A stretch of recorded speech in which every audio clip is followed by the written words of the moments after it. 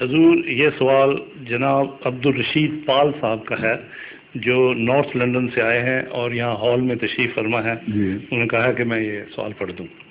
قربانی کے بارے میں اسلامی فلسفے کی روشنی میں کیا یہ ضروری نہیں ہے کہ صاحب استطاعت آدمی از خود قربانی کرے، نہ کہ کسی کو کہہ دینا کہ میں پیسے بھیج دوں گا یا بھیجتا ہوں تم قربانی کر دینا؟ کہاں تک درست ہے؟ قربانی کا جہاں تک تعلق ہے، قربانی جو فرض ہے وہ صرف حاجیوں کے لیے حج کے موقع پر عرض حرم میں قربانی فرض ہے. باقیوں کے لیے قرآن کریم میں کہیں قربانی کی فرضیت کا کوئی ذکر نہیں کیا.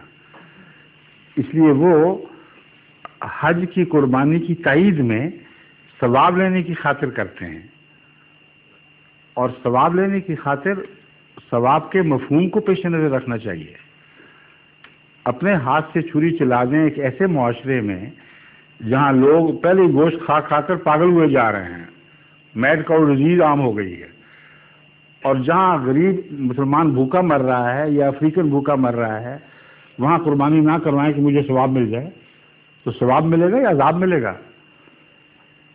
تبرکاً کچھ قربانی اگر انسان جذبہ شوق کے جذبے سے یہاں بھی کر دے، میں اس کے خلاف نہیں کہتا، مگر ایسے ملکوں میں بہتر ہے مسلمان کے لیے کہ اپنے غریب ملکوں میں اپنے بھائیوں کی خاطر، جن کو سال میں ایک دفعہ بھی گوشت نصیب نہیں ہوتا، سوائے اس کے کہ قربانی کے دن کچھ مل جائے، وہاں قربانیاں کروائیں.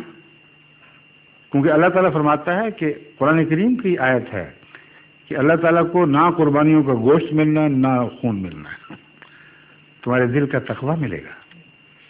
بس اگر تقویٰ کے ساتھ آپ دوسرے ملک میں قربانی کرائیں تو تقویٰ تو خدا کو پہنچ جائے گا.